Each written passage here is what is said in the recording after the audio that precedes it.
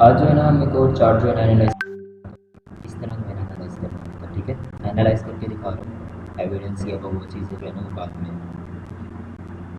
तो एनालाइज करने का तरीका है कि ए और यूएसडी को जो है ना एनालाइज कर रहे हैं। H1 को रिमूव किया हुआ, हम चलते हैं H4 में। H4 में गए, मैंने कहा था H4 में जो है ना एनालाइज करते हैं। अब देखा जाए तो H4 में जो है ना इसका बाई ट्रेंड है, ठीक है, लेकिन यहाँ से जो है ना रिजेक्शन मिल रही है बार बार, इसको जो है ना इस एरिया से बार बार रिजेक्शन मिल रही है। यहाँ से देखिए दोबारा रिजेक्ट मिलकर जो है ना नीचे आ रहा है। तो हम अब जो है ना अब हम इसको किस तरह एनालाइज करेंगे, ट्रेंड लाइन का यूज़ करेंगे। ट्रेंड लाइन यहाँ से यहाँ तक लगाई हमने, ये हमारी होगी मेजर ट्रेंड लाइन। ठीक है, विक से लगाना स्टार्ट करनी है। मैंने बार बार समझाया कि विक से, ये देखा विक से मैंने लिया ट्रेंड लाइन को। इसी तरह जो है ना एक और मज़ीद हम जो है ना एक अपना वो लगा लेते हैं ऊपर रेजिस्टेंस। रेजिस्टेंस किस तरह है कि वन टाइम यहाँ से जो है ना रिजेक्शन मिली और इस तरह जो है ना इसको ब्रेक हो गया। ब्रेक होने के बाद जो है ना दोबारा यहाँ से ब्रेक हुआ और दोबारा यहाँ से रीटेस्ट हो गया। तो ये हमारी जो है ना रेजिस्टेंस कहला सकती है। ठीक है, लेकिन मज़ीद जो है ना इसको एनालाइज किस तरह करने के, एक ट्रेंड लाइन तो लगा ली, अब चलते हैं हम इसका जो है ना एक वो लगा देते हैं, रेजिस्टेंस लगा लेते हैं। ये हमने जो है ना इसकी रेजिस्टेंस लगा दी। ये रेक्टेंगल का इस वजह से यूज़ होता है कि इसमें जो है ना सारा एरिया कवर हो जाता है। ठीक है, ये हमने क्या किया, इसकी रेजिस्टेंस लगा दी। अब चलते हैं H4 में। H4 में गए, H4 में जो है ना ये रिजेक्शन मिल रही है, इसको मज़ीद इसको एडजस्ट कर लेते हैं। यहाँ जो है ना इसकी रिजेक्शन है, ठीक है, यहाँ से भी रिजेक्शन मिल रही है, इसको मज़ीद थोड़ा आगे कर लेते हैं तो ये भी आपकी रेजिस्टेंस मिलती है। तो यहाँ से जो है ना रिजेक्शन मिल रही है बार बार। तो अब क्या करेंगे कि एक तो हमने लगा दी, लेकिन अब मज़ीद जो है ना एक और अब हम ट्रेंड लाइन खींचेंगे। वो ट्रेंड लाइन जो है ना हम दोबारा इसको खींचेंगे। किस तरह खींचेंगे कि दोबारा H4 में जाते हैं, H4 में गए, H4 में इस ट्रेंड लाइन से जो है ना इधर तक खींचा हमने, इस कैंडल से या इस कैंडल से ले लें, इस कैंडल से मज़ीद हमने आगे खींचा, यहाँ रिस्पेक्ट दी, यहाँ रिस्पेक्ट दी, मैंने रिस्पेक्ट दे रहा है। अब चलते हैं H4 में। H4 में गए, H4 में सेम एसिडीज़ जो है ना क्या हुआ है कि वहीं से जो है ना रिस्पेक्ट मिल रही है। तो रिस्पेक्ट यहाँ से भी मिल रही है, यहाँ से भी मिल रही है, ठीक है, और यहाँ से जो है ना ऑलरेडी रिस्पेक्ट रेजिस्टेंस भी मिल रही है।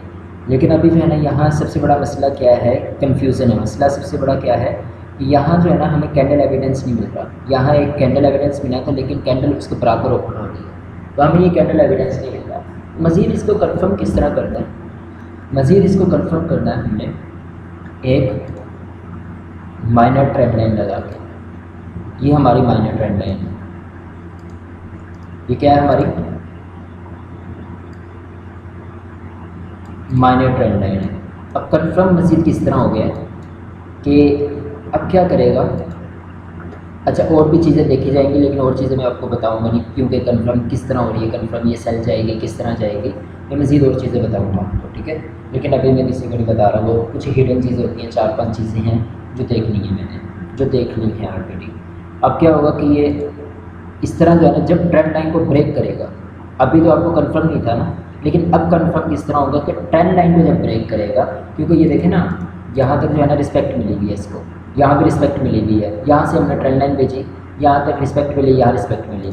अब क्या होगा कि इसको क्या होना है कि जब तक ये वाली ट्रेंड लाइन जब तक ब्रेक नहीं होगी तब तक आपने सेल की एंट्री नहीं। जब ब्रेक होगी तो वो दोबारा रिटेस्ट कर सकती है या नहीं कर सकती। ठीक है, तो आपने क्या करना है, रिटेस्ट नहीं करेगी, ज़्यादा चांसेस नहीं करने के। ठीक है, आपने क्या करना है, यहाँ आपकी एंट्री बन जाएगी, ब्रेक होने के बाद अगली कैंडल जो बनेगी एंट्री बनेगी, देन आपकी जो है ये आपका टेक प्रॉफिट होगा। क्या होगा, ये आपका टेक प्रॉफिट है, और बढ़ गई,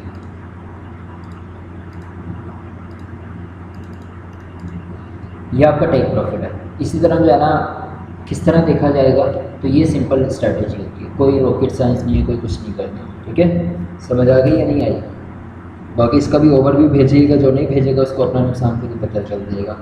बाकी ये सिर्फ सेल इस वजह से नहीं जा रहा कि यहाँ से रिजेक्शन मिल रही है, यहाँ से रिजेक्शन मिल रही है, तो इस वजह से जो है ना ये सेल जा रहा है। इसके पीछे मेथड भी देखा जाता है कि सेल जाएगा क्यों। ठीक है, और बहुत सारे मेथड होते हैं जो कुछ लोगों को पता है, मतलब जो हमारे इधर ग्रुप में ऐड है, और कुछ को नहीं पता। तो मेथड अपना जो है ना हर चीज़ को मर्ज करना होता है। बाकी ये सिंपल स्ट्रैटेजी, इसका भी जो है ना वो भी सेंड कीजिए, अगर जो नहीं सेंड करेगा उसको अपना नुकसान फ्यूचर इन लाइफ को भी पता चल जाएगा, क्योंकि जो नहीं सेंड करता मेरा और जो बातें नहीं मानता किसी भी टीचर की, तो वो क्या करता है कि उसका जो है ना उस पर फोकस जो है ना कम हो जाता है। तो अगर आप अपना फोकस कम करवाना चाहते हैं तो डेफिनेटली इग्नोर कर सकते हैं। Thank you so much.